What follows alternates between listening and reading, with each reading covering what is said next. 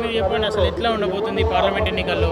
రాష్ట్రం అంతా ఒక ఎత్తు అయితే ఇప్పుడు ఈటెల రాజేందర్ వైపు ఒక రకంగా చూస్తున్నారు, ఈ పార్లమెంట్ వైపు ఎట్లా ఉండబోతుంది? మన దేశంలో అత్యధికమైనటువంటి ఓటర్లను కలిగేటువంటి అతిపెద్ద నియోజకవర్గం మల్కాజ్గిరి.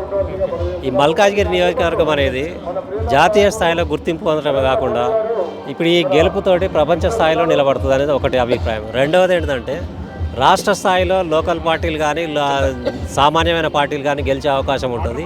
ఒక జాతీయ స్థాయిలో చూస్తే నేషనల్ పార్టీ జాతీయ పార్టీలే గెలిచే అవకాశం ఉంటుంది. కాబట్టి ఇక్కడ ఇంతకుముందు ఉన్నటువంటి చరిత్రను ఆలోచించినట్లయితే 50 సంవత్సరాలకు పైన కాంగ్రెస్ పార్టీ పరిపాలించిన దేశాన్ని, మిగతా 20 సంవత్సరాలనే ఒకసారి జనతా పార్టీ తర్వాత ఈ బీజేపీ కానివ్వండి ఏవైనా వచ్చినాయి.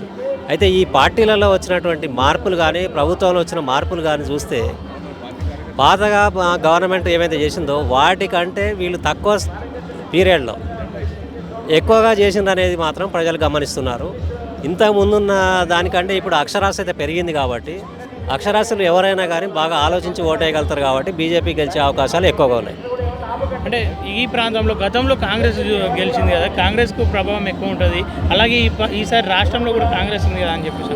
అయితే ఇంతకుముందు ఉన్నటువంటి ఎంపీ ఒక్కసారి కూడా నియోజకవర్గానికి రాలేదనేటువంటి పేరుంది. ఇప్పుడున్నటువంటి సీఎం గెలిచింది ఇక్కడి నుంచే. కాకపోతే ఈ నియోజకవర్గంలో ఎప్పుడూ ఒకసారి ఆయన తిరగలేదని ప్రతి ఒక్కళ్ళు చెప్తారు. ఇక్కడ స్థానికంగా ఉన్నటువంటి లోకల్ పార్టీ అయిన బీఆర్ఎస్ కానీ అప్పటి టీఆర్ఎస్ కానీ వాళ్ళు చెప్పినట్టే నడిచింది తప్ప ఈ జాతీయ పార్టీల గురించి ఏం లేదు.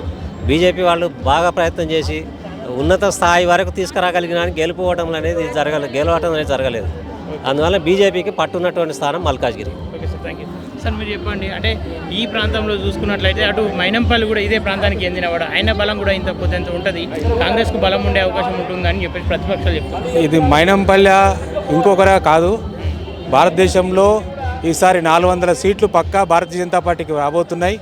ఎందుకంటే భారతీయ జనతా పార్టీ చేసినటువంటి పని మోడీ గారి ఆధ్వర్యంలో నోట్బందీ నుంచి చూసుకుంటే తర్వాత ఇప్పుడు ఎంఎంటీఎస్ కానీ హైవేస్ కానీ ఇంటింటికి నీరు కానీ అన్ని సమస్యాత్మకమైన గృహలక్ష్మి కానీ ఇట్లాంటి సమస్యలు ఎన్నోటువంటి సమస్యలను ఇష్టమైనటువంటి సమస్యలను 370 ఆర్టికల్ని రామ్ మందిర్ని ఇవన్నిటి కూడా సునాయాసంగా ఎలాంటి ఇబ్బందులు కాకుండా భారతదేశంలో ఎలాంటి గలాటలు కాకుండా ఎలాంటి ఈరోజు వరకు ఒక బాంబు సంఘటన లేదు. 9 సంవత్సరాలు 10 సంవత్సరాల్లో ఒక స్కామ్ లేకుండా ప్రధానమంత్రిగా నెరవేర్చినందుకు భారతదేశ ప్రజలందరూ కూడా యువకులు గృహిణులు భారతదేశంలో ఉన్నటువంటి అన్ని వర్గాల వారు ఈరోజు మోడీ గారి నాయకత్వం కోరుకుంటున్నారు. భారతదేశమే కాదు, భారతదేశంలో చుట్టూ ఉన్నటువంటి దేశాలు కూడా భారతదేశ ప్రధానిని ఒక రెడ్ కార్పెట్ చేసి ఆహ్వానిస్తున్నారు. సో ఈసారి మల్కాజ్గిరి ప్రజలు కూడా ఈసారి ఖచ్చితంగా భారతీయ జనతా పార్టీకి అత్యధిక మెజార్టీ చేసి ఈటెల రాజేందర్ గారిని గెలిపించి భారతదేశానికి ఒక బహుమతిగా ఇస్తారు.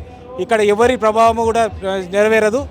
అదేవిధంగా అదే అనుగుణంగా ఈరోజు భారతీయ జనతా పార్టీ ప్రధానమంత్రి గారు మల్కాజ్గిరికి రాబోతున్నారు.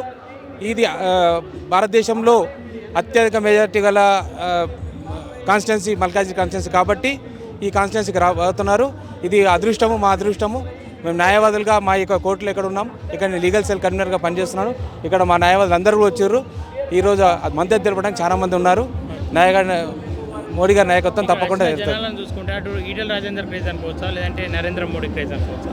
ఇది భారతీయ జనతా పార్టీ మోజు క్రేజీ మీద లోటస్ గుర్తు, అలాగే ఈటెల రాజేందర్ గారిది అలాగే మోడీ గారిది కూడా క్రేజీగా అండి.